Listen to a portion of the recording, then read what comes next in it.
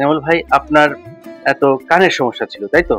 এত কানে কি প্রবলেম হতো একটু বলেন তো আমাকে। আমার কানে ইনফেকশন হতো, পুজ পানি যেত, দুর্গন্ধ হতো। অনেক সময় দেখা যায় যে মাথা ব্যথা করতো, এই ধরনের সমস্যাগুলো করতো। আমি ২ বার অপারেশন করার পরে আমি আর অপারেশন যাওয়ার ইচ্ছা নাই। পরবর্তীতে একটু ভালো হওয়ার পরে আমি দুবাই চলে গেছি।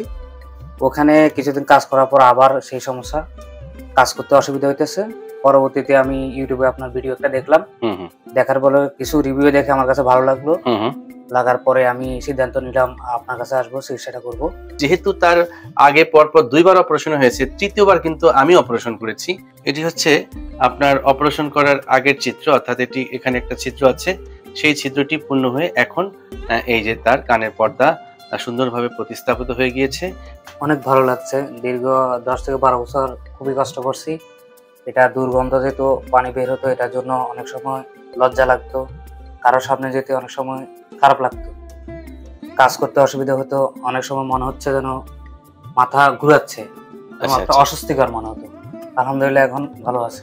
রাফিউল্লাহ ভাই, আপনার কানে কি সমস্যা ছিল একটু আমাকে বলবেন? আমরা তো ইতিমধ্যে আপনার ডান কানের পর্দা প্রতিস্থাপন করেছি এবং তারপর আমরা বাম কানের পর্দা প্রতিস্থাপন করলাম। এই যে ব্যাক টু ব্যাক যে দুটি অপারেশন করলাম, এই অপারেশন করার পিছনে তো কিছু কারণ ছিল, তাই না? তা কি কারণে আমি আপনার অপারেশন করলাম এবং কি সমস্যা আপনার হতো সেই বিষয়টি আপনার মুখ থেকে শুনতে চাই। আপনাদের যে ফাইলের পিছনে কানের যে ৭-৮টা সমস্যা রয়েছে তা দেখে আমি বলতে। ওকে বলেন। ১ নম্বরে বলা হয়েছে কানের ব্যথা, ২ নম্বরে বলা হয়েছে কান দিয়ে পানি, পুজ ও রক্ত বের হওয়া, ৩-এ বলা হয়েছে কান বন্ধ থাকা, আবার ৪-এ বলা হয়েছে কানের ছিদ্র থাকা, ৫ কান দিয়ে শুশু শব্দ হওয়া, ৬-এ বলা হয়েছে কানে কম শোনা, ৭ হয়েছে কানের খোল বের হওয়া। এই ৭টা সমস্যা আমার মধ্যে ছিল স্যার। সে যখন আসে আমার কাছে তখন আমি দেখলাম যে তার দুটো কানের পর্দায় কিন্তু ছিদ্র। প্রথমে ডান কানের পর্দা প্রতিস্থাপন করি, তাই তো? এই যে দেখুন, তার ডান কানের যে গোড়ায় এখন কোনো স্মৃতিচিহ্ন নেই।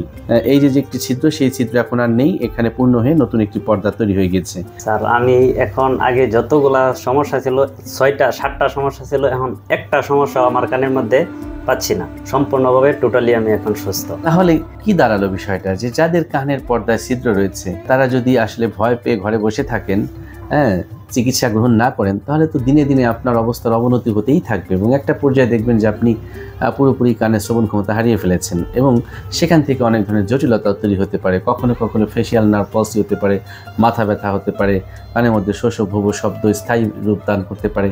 এভাবে করে আপনি কিন্তু আসলে একটি দুর্বিষহ জীবনের মধ্যে পড়ে যাবেন। অতএব বুকে সাহস রেখে শক্তি সঞ্চয় করে এই ভিডিওগুলো দেখে আপনারা যদি আসলে একটু হলেও ভয়টাকে কাটিয়ে উঠতে পারেন, তাহলে কিন্তু আজকে আমার এই ভিডিওটি করা সার্থক হবে।